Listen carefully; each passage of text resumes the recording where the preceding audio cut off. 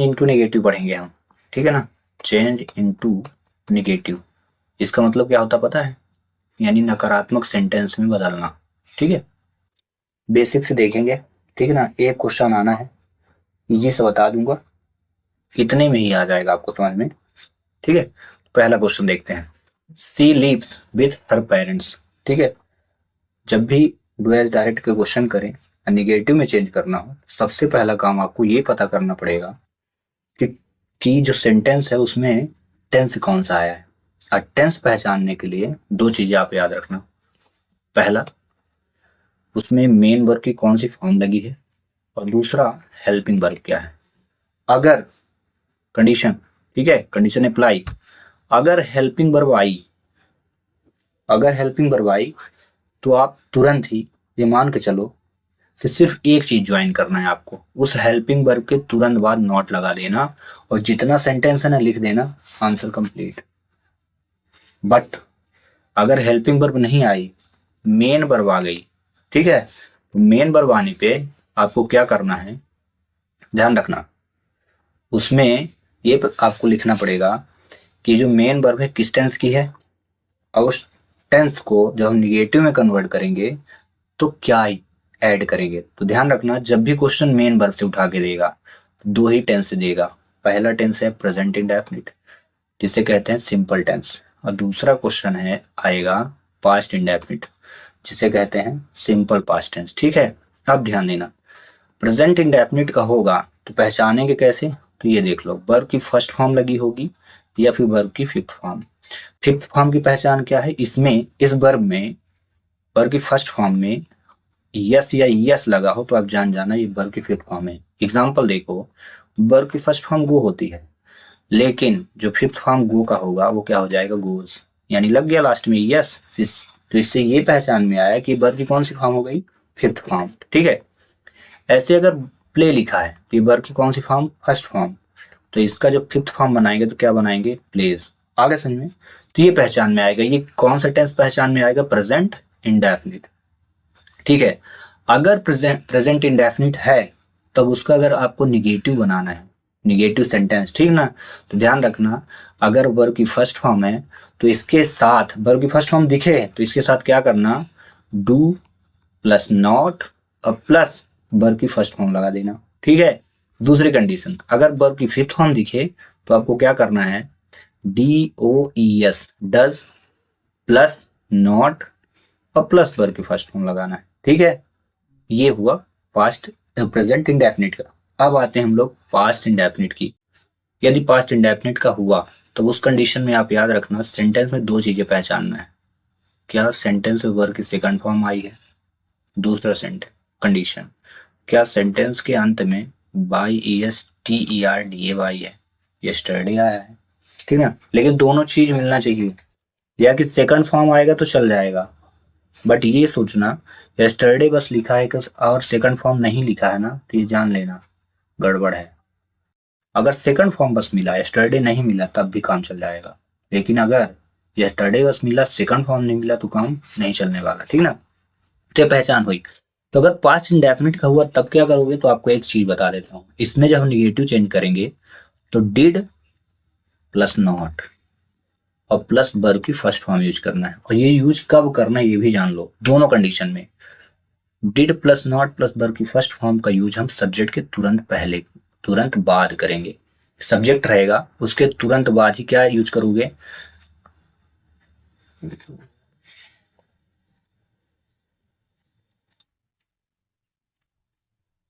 Subject के तुरंत बाद did plus not plus verb की फर्स्ट फॉर्म, ठीक है।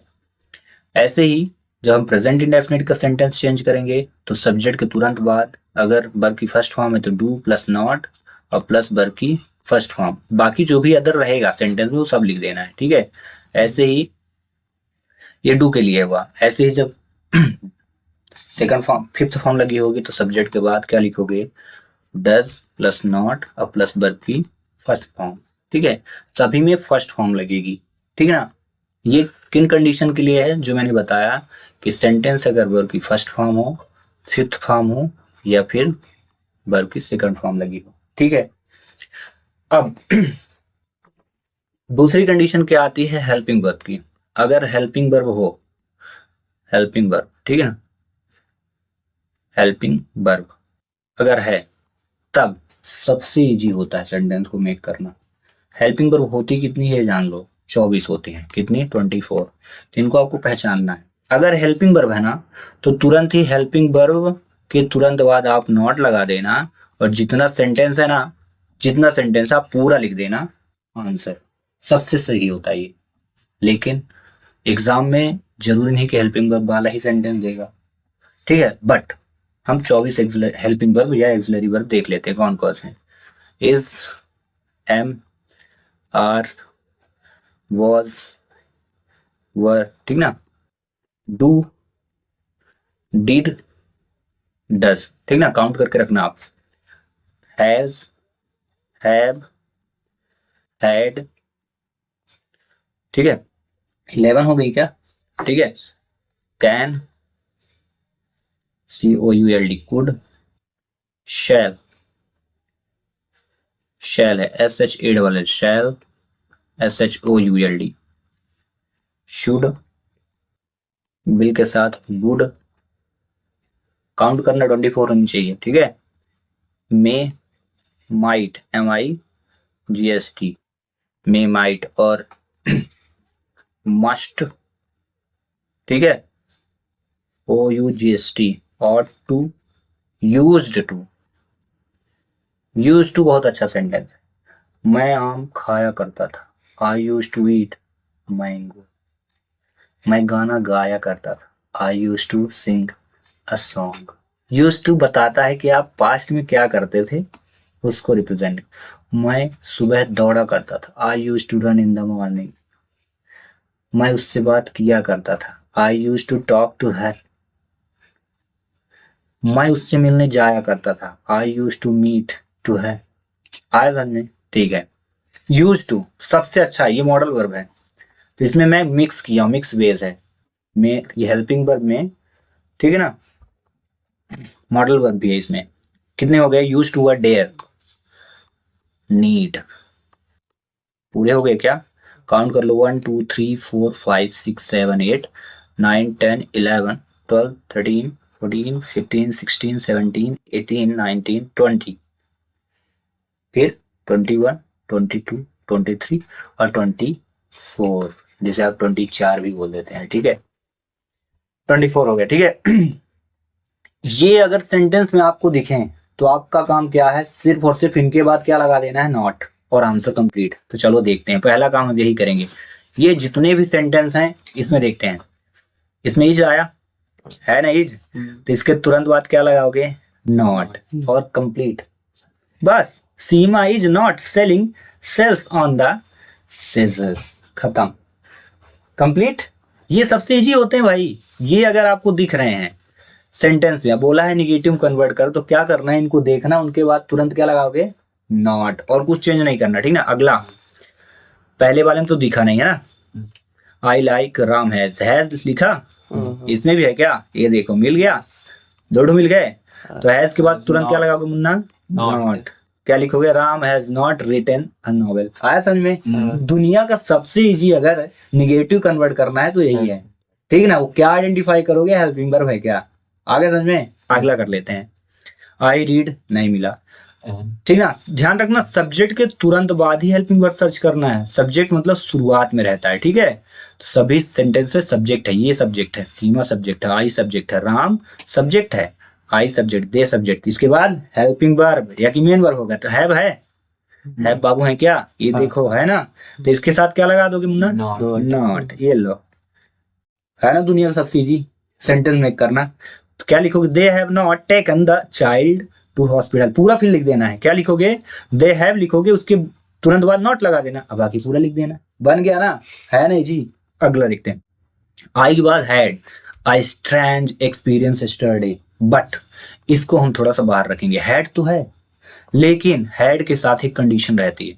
अगर हैड के बाद, ध्यान रखना, अगर हैड, हैव और हैज, ये तीन चीजों के बाद वर्ब की थर्ड फॉर्म मिले तभी नॉट का यूज करना, नहीं तो नहीं करना। तो देखो, दो सेंटेंस मिले, मुझे हैज मिला, ये इसके बाद रिटेन आए, ये वर्ब की कौन सी फॉर्म है? थर्ड फॉर्म, इसलिए मैंने तुरंत हैज के बाद क्या लगा दिया? नॉट लगाया ना। अगला देखो, हैव लिखा है, टेकन लिखा है, टेकन वर्ब की कौन सी फॉर्म? थर्ड फॉर्म होती है, इसलिए मैंने क्या लगाया? नॉट। लेकिन यहाँ हैड लिखा है ना, बट हैड के बाद अ स्ट्रैंज आया है, वर्ब की थर्ड फॉर्म नहीं आई, इसलिए हम तुरंत नॉट नहीं लगाएंगे। यहाँ क्या लिखा है? यस्टरडे लगा है ना, तो यस्टरडे है तो हम किसका यूज करेंगे? यस्टरडे जब होगा तो ये देखो यस्टरडे वाले में डिड है, डिड लिखा है ना, डिड नॉट, फिर वर्ब की फर्स्ट फॉर्म यूज करेंगे। आई हैड लिखा है ना। आगे देखते हैं, इसको अभी छोड़ के रखते हैं, फिर इसको बनाते हैं, ठीक ना। इसको अभी हमने नहीं किया, ठीक है, इसको करते हैं। माई मदर विल, सर्च करो क्या बिल हेल्पिंग वर्ब में है? बताइए जल्दी से, बिल हेल्पिंग वर्ब में है क्या?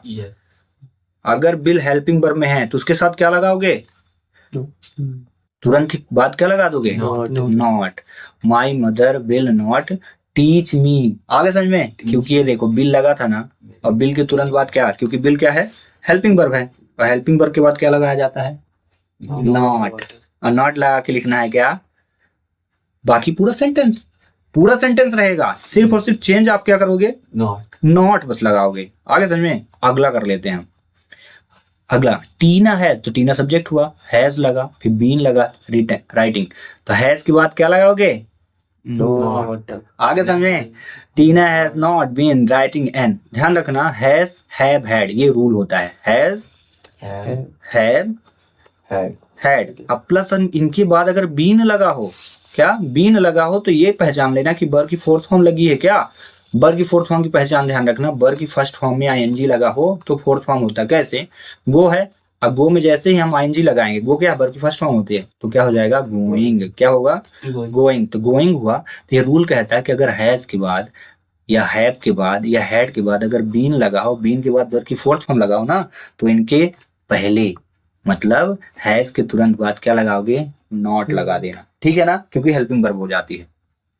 अगला, अब यहाँ पे Renu was going to Agra. अनुमान बताओ, इसमें रेनू के तुरंत बाद क्या आया? मेन वर्ब है कि हेल्पिंग वर्ब है? बता दो जल्दी से। हेल्पिंग वर्ब है। हाँ, रेनू के बाद हेल्पिंग वर्ब है, लेकिन पहले वाले क्वेश्चन में बता दो क्या? सी लीव्स विथ हर पेरेंट्स, इसमें सी लीव्स के बाद क्या? सी के बाद जो आया है लीव्स आया है, तो ये हेल्पिंग वर्ब है कि मेन वर्ब है? जल्दी बता दो। मेन वर्ब है। मेन वर्ब है, क्योंकि हेल्पिंग वर्ब तो यही होती है 24 इनका। देखो हेल्पिंग वर्ब मेन वर्ब पहचानना सिखा दिया ना आपको, आगे समझ में? ठीक है ना।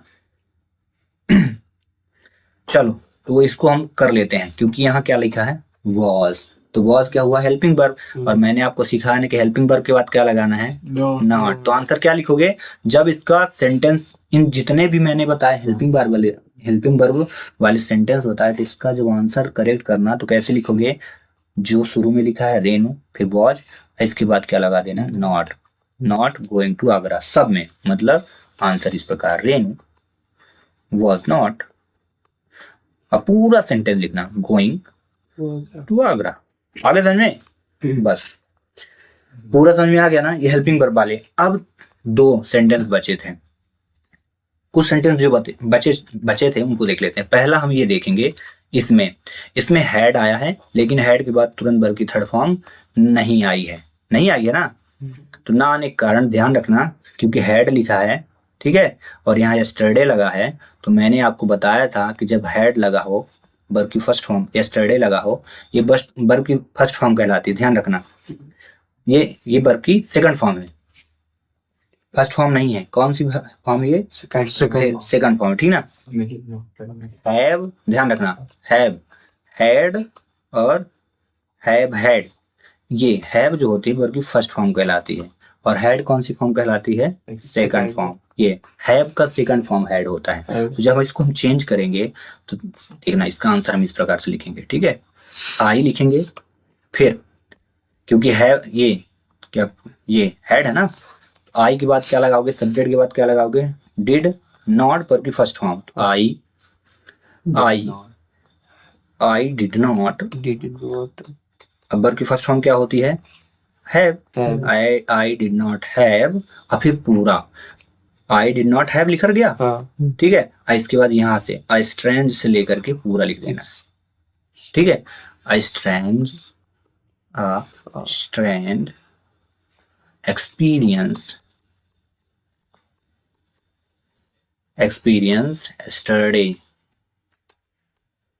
आगे समझ में, पूरा समझ में आ गया ना। ध्यान रखना हैड, अगर सब्जेक्ट के तुरंत बाद हैड मिले तो आप जान जाना ये कौन सी वर्ब की फॉर्म है, सेकंड फॉर्म है। और सेकंड फॉर्म को चेंज करने के लिए मैंने रूल क्या पढ़ाया, सब्जेक्ट के तुरंत बाद डिड लेना है, फिर नॉट लेना है, और फिर वर्ब की फर्स्ट फॉर्म आपको रखना ही रखना पड़ेगा। आगे समझ में।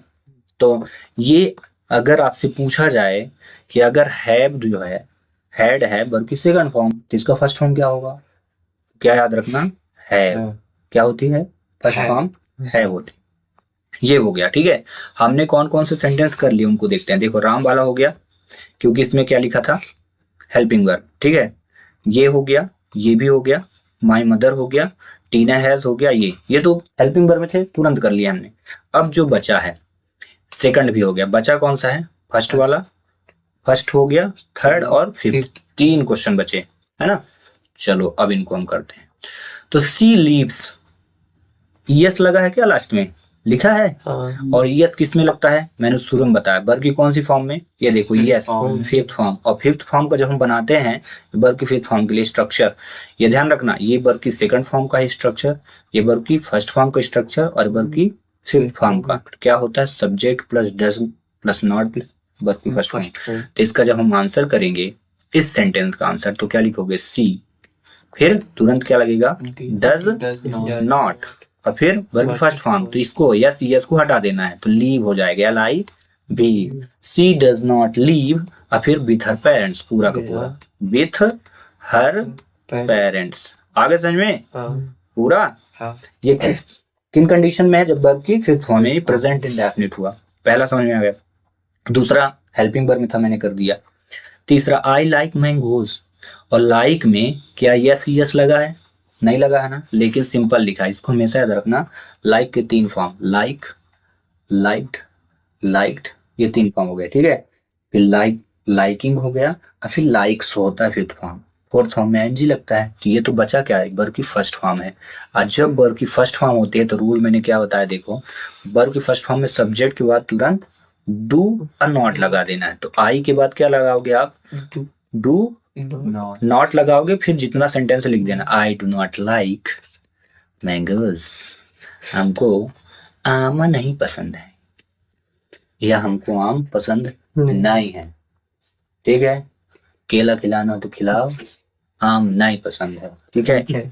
अगला आई रीड, अब फिर तो बचा ना, बाकी तो सब हो गए। आई रीड, आई के बाद रीड आए, एन इंटरेस्टिंग स्टोरी। ये देखो यहाँ लिखा है, यहाँ पे मत जाना, इंटरेस्टिंग मत जाना, ये एन लग गया तो ये आर्टिकल है, और आर्टिकल के बाद इंटरेस्टिंग आया तो मतलब ये नाउन है। क्या है, नाउन कहलाता है। हमको जो फाइंड करना क्वेश्चन में, क्या ध्यान रखना, जब भी हम क्वेश्चन को सॉल्व करेंगे ना, तो इस प्रकार सॉल्व करेंगे, सब्जेक्ट देखेंगे और उसके तुरंत बाद वर्ब को देखेंगे।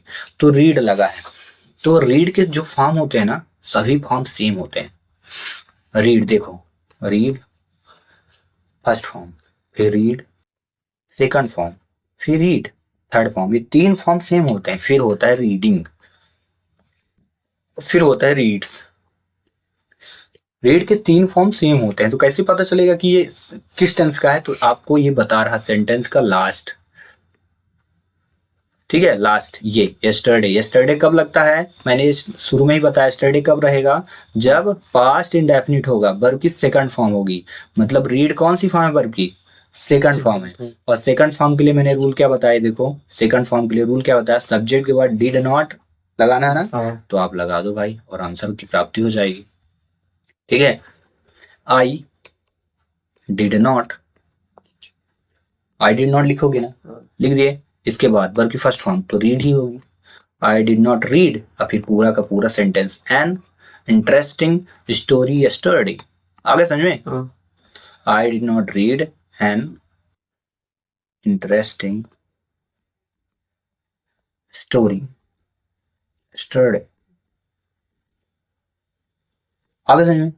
इस प्रकार से ये पूरा का पूरा जो निगेटिव फॉर्म बनाने का जो रूल था, मैंने आपको समझाया, पूरा बेसिक्स समझाया। हाँ, जो बच्चे शुरू से नोट्स नहीं बनाए हैं, वीडियो को रोक के, उनकी तो लास्ट में खिचड़ी हो जानी है, दिमाग की दही माठा हो जाएगा।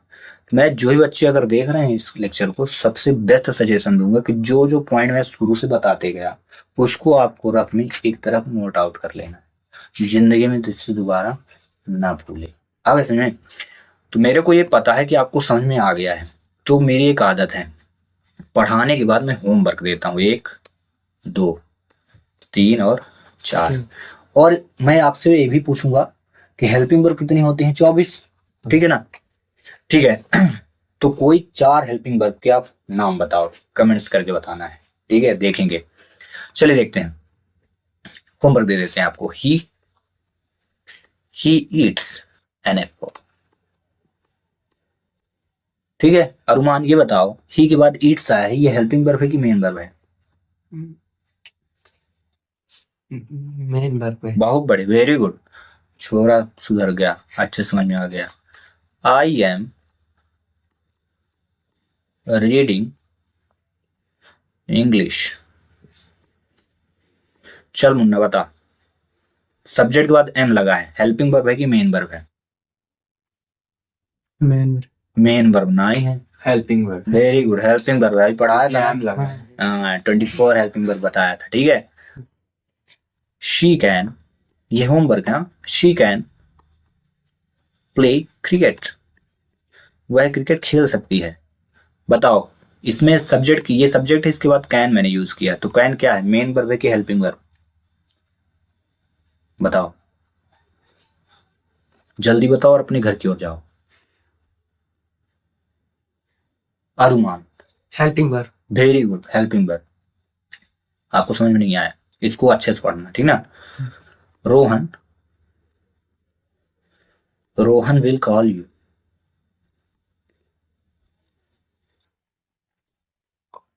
Helping verb. इसमें हेल्पिंग वर्ब क्या है? विल। बहुत बढ़िया, वेरी गुड, आपने पढ़ा लगा के दिल, क्योंकि आपका आंसर इसमें आया है विल। Very very good. ठीक है, ये हुए क्वेश्चन आपके लिए होमवर्क। मिलता है नेक्स्ट वीडियो में। Thanks for watching.